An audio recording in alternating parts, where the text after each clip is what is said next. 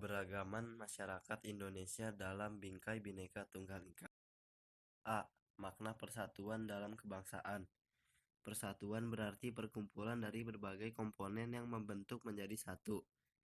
Kesatuan berbangsa Indonesia berarti keadaan yang merupakan satu keutuhan sebagai bangsa Indonesia. Sedangkan kesatuan bertanah air merupakan satu keutuhan di dalam wilayah yang dihuni secara turun-temurun oleh bangsa Indonesia. Persatuan dan kesatuan bangsa Indonesia telah tumbuh dan terbentuk dalam nilai-nilai budaya masyarakat Indonesia. Karena berkat persatuan dan kesatuan dari segenap elemen bangsalah kita dapat mengusir penjajah, mendirikan negara atas kehendak bangsa sendiri, berjuang mempertahankan kemerdekaan, serta mengisi kemerdekaan dengan upaya-upaya pembangunan nasional.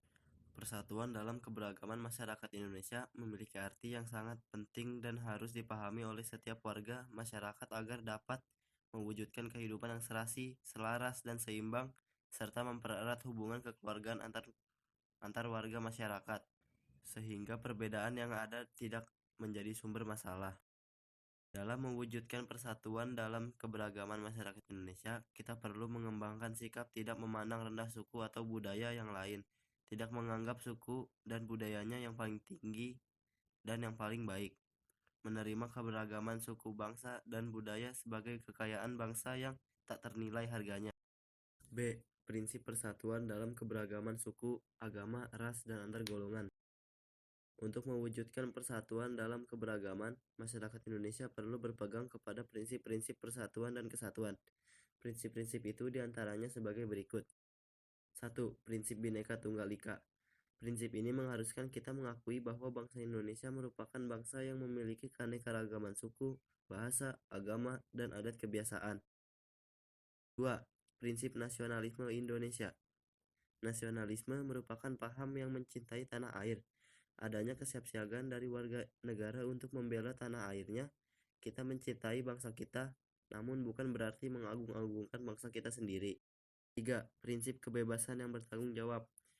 Manusia Indonesia adalah makhluk ciptaan Tuhan Yang Maha Esa, yang memiliki kebebasan dan bertanggung jawab tertentu terhadap dirinya, sesamanya, dan dalam hubungan dengan Tuhan Yang Maha Esa. 4. Prinsip Wawasan Nusantara. Wawasan Nusantara merupakan cara pandang bangsa Indonesia tentang diri dan lingkungannya yang merupakan satu kesatuan ideologi, politik, ekonomi, sosial budaya, dan pertahanan keamanan.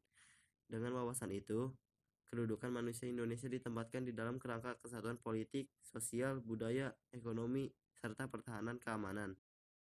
5. Prinsip persatuan pembangunan untuk mewujudkan cita-cita reformasi. Kebinekaan yang terjadi di Indonesia merupakan sebuah potensi sekaligus tantangan. Dikatakan sebagai potensi karena hal tersebut akan membuat bangsa kita menjadi bangsa yang besar dan memiliki kekayaan yang berlimpah, baik kekayaan alam maupun kekayaan budaya yang menarik minat wisatawan asing untuk mengunjungi Indonesia. C. Permasalahan keberagaman dalam masyarakat Indonesia. 1. Bentuk keberagaman masyarakat Indonesia. Kekayaan bangsa Indonesia akan keberagaman merupakan suatu hal yang harus dijadikan sebagai dorongan bagi masyarakat untuk mengenal dan memahami setiap keberagaman yang ada di masyarakat Indonesia. Keberagaman masyarakat Indonesia meliputi suku bangsa, agama, budaya, adat istiadat, bahasa daerah, pandangan politik, dan golongan. A. Suku bangsa. Suku-suku bangsa yang tersebar di Indonesia merupakan warisan sejarah bangsa. Persebaran suku bangsa dipengaruhi oleh faktor geografis, perdagangan laut, dan kedatangan para penjajah di Indonesia. B. Adat istiadat. Adat merupakan peraturan tentang perbuatan manusia yang lazim dilakukan sejak zaman nenek moyang dan diikuti oleh keturunannya. Adat istiadat berupa tata kelakuan yang relatif turun-temurun dari generasi ke generasi sebagai warisan nenek moyang sehingga kuat integrasinya dengan pola-pola perilaku dalam masyarakat. Seorang ahli hukum adat Indonesia yaitu Mr. Van Vollenhoven mengungkapkan tentang sistem lingkaran hukum adat Rechtskrringen yang mengklarifikasi dari sekian ratus adat di Indonesia menjadi 19 lingkaran hukum adat atau suku bangsa, yaitu 1. Aceh, 2. Gayo, Alas, dan Batak, 3. Minangkabau, 4. Sumatera Selatan, 5. Melayu, 6. Bangka dan Belitung, 7. Kalimantan, 8. Minahasa, 9. Gorontalo, 10. Toraja, 11. Sulawesi Selatan, 12. Ternate, 13. Ambon, 14. Timor, 15. Irian Jaya, 16. Bali dan Lombok, 17. Jawa, 18. Yogyakarta, 19. Jawa Barat. Setiap suku bangsa memiliki adat istiadat dan ciri-ciri khasnya masing-masing yang membedakan antara suku bangsa yang satu dengan suku bangsa yang lainnya. Ada beberapa daerah di wilayah Indonesia yang memiliki sistem kekerabatan yang masih kuat dianut oleh masyarakat. Sistem kekerabatan itu diantaranya sebagai berikut. B. Penyebab konflik dalam masyarakat. Gejala yang menunjukkan adanya konflik sosial dalam masyarakat antara lain sebagai berikut. 1. Tidak adanya persamaan pandangan antar kelompok, seperti perbedaan tujuan, cara melakukan sesuatu, dan sebagainya. 2. Norma-norma sosial tidak berfungsi dengan baik sebagai alat pencapai tujuan. 3. Adanya pertentangan norma-norma dalam masyarakat sehingga menimbulkan kebingungan bagi masyarakat. 4. Sanksi terhadap pelanggar atas norma tidak tegas atau lemah. 5. Tindakan anggota masyarakat sudah tidak lagi sesuai dengan norma yang berlaku. 6. Terjadi proses disosiatif, yaitu proses mengarah pada persaingan tidak sehat, tindakan kontroversial, dan pertentangan konflik. C. Akibat yang ditimbulkan oleh terjadinya konflik. Konflik yang terjadi dalam masyarakat merupakan gejala sosial, apalagi masyarakat yang beragam. Konflik dalam masyarakat memiliki akibat positif dan negatif, baik secara perorangan maupun kelompok. Salah satu akibat positif konflik adalah bertambah kuatnya rasa solidaritas kelompok. Hubungan antara anggota kelompok atau masyarakat semakin kuat. Namun konflik juga memiliki akibat yang negatif. Misalnya sebagai berikut. 1. Perpecahan dalam masyarakat. Perpecahan merupakan akibat nyata dari konflik yang terjadi dalam masyarakat. Kerukunan masyarakat akan terganggu akibat konflik yang terjadi. Anggota yang sebelumnya saling bertetangga berubah menjadi tidak saling bertegur sapa, saling membenci, saling berprasangka, dan sebagainya. 2. Kerugian harta benda dan korban jiwa. Kehancuran harta benda sering terjadi akibat konflik dalam masyarakat.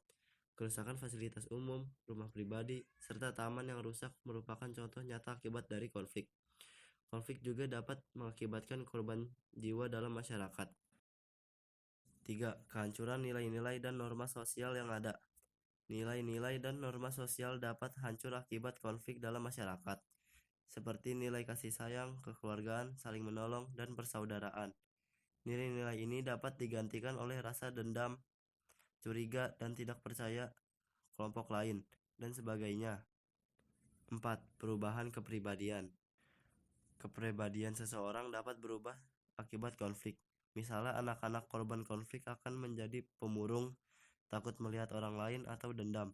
Orang yang terlibat konflik dapat menjadi beringas, pemarah, dan agresif. D. Upaya pencegahan konflik yang bersifat sara. Keberagaman budaya di satu sisi memberikan peran penting bagi bangsa dan masyarakat besar seperti Indonesia. Tentu saja hal tersebut dapat terjadi apabila keberagaman budaya tersebut dikelola dengan tepat. Setiap masalah yang berpotensi menimbulkan konflik dalam masyarakat yang beragam harus segera diselesaikan sehingga tidak membawa akibat yang merugikan masyarakat. Upaya mengatasi masalah ini dapat dilakukan secara preventif dan represif. Cara preventif artinya upaya dilakukan untuk mencegah terjadinya masalah atau sebelum masalah terjadi.